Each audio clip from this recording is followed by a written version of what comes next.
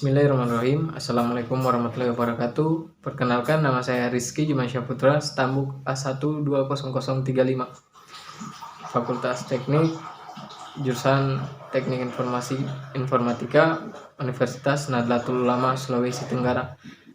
Di sini saya akan menjelaskan tentang pengantar teknologi informasi. Ya, untuk mempersingkat waktu, langsung saja kita ke pembahasan. Pengertian teknologi informasi. Teknologi informasi adalah istilah terhadap berbagai macam hal dan kemampuan yang digunakan dalam pembentukan, penyimpanan, dan penyebaran informasi. Pengolahan informasi menjadi semakin penting dalam tahun-tahun terakhir ini dikarenakan 1. Kompleksitas tugas manajemen. 2. Pengaruh globalisasi. 3. Perlunya respon time yang cepat. 4. Tekanan persaingan bisnis. Sistem informasi mengumpulkan, memproses, menyimpan, menganalisis, disseminate informasi untuk tujuan spesifik tertentu. Sebuah sistem informasi terdiri dari input atau data atau catatan atas kumpulan fakta, instruksi atau pemerintah atau arahan, dan output atau laporan kalkulasi.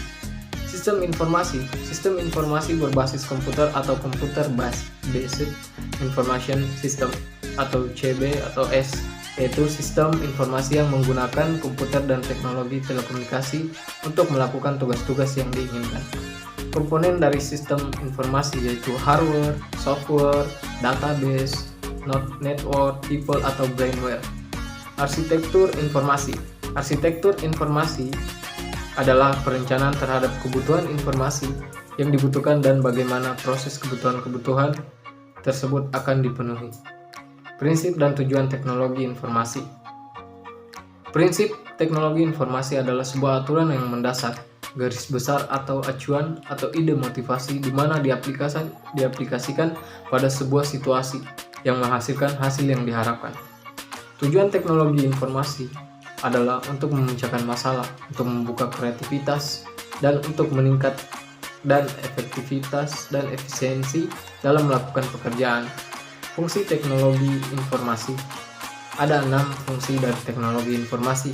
Yang pertama, menangkap atau crypto. Yang kedua, mengolah atau processing. Yang ketiga, menghasilkan generation. 4. Menyimpan atau storage. Yang 5. Mencari kembali atau retrieval. Yang keenam, transmisi atau transmission. Jenis komputer berdasarkan data yang diolah. 1. Komputer atau analog komputer. 2. Komputer digital atau digital komputer.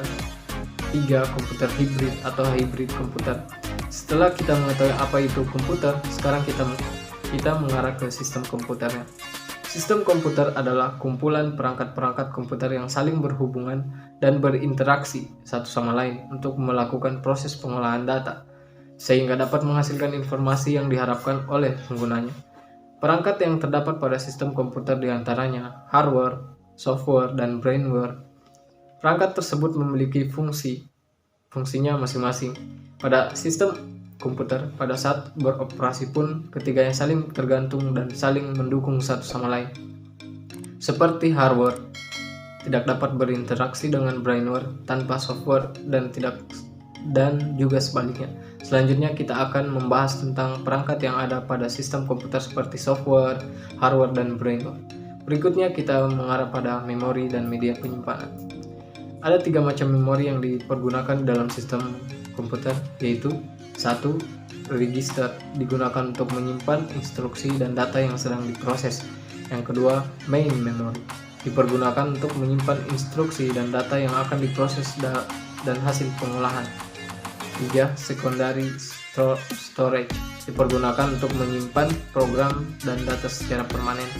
Fungsi OS, sistem operasi berfungsi ibarat pemerintah dalam suatu negara, dalam arti membuat kondisi komputer agar dapat menjalankan program secara benar. Jenis-jenis booting. 1. Cool boot, boot yang terjadi ketika komputer dari dalam keadaan mati, kebalikan dari warm boot. 2. Warm boot, proses boot yang terjadi ketika komputer diberikan arus listrik kembali, di mana arus listrik dimatikan banyak sejenis hanya sejenis dengan tujuan yang mengulang kembali proses komputer dari awal. Kebalikan dari cool boot, warm boot ini biasanya terjadi karena software crash atau terjadi pengaturan ulang dari sistem. 3. Soft boot, proses boot yang dikendalikan melalui sistem. 4. Hard boot, proses boot yang terjadi dengan cara dipaksa atau kebalikan dari soft boot. 5. Reboot, peristiwa mengulang kembali sistem dari awal. Reboot ini terjadi karena beberapa hal, diantaranya seperti sistem tidak bereaksi dalam beberapa lama, terjadi perubahan setting dari sistem. Jenis-jenis OS. Pertama, DOS atau Disk Operating System. Yang kedua, Windows. Yang ketiga, Macintosh atau disingkat MAC. Yang keempat, Unix atau UNIX. Yang kelima, Linux. Oke lah, itulah tadi materi yang saya jelaskan. Semoga bermanfaat bagi yang mendengarkan dan yang menonton. Apabila ada salah-salah kata, mohon dimaafkan. Wabillahi taufiq wa hidayah. Wassalamualaikum warahmatullahi wabarakatuh.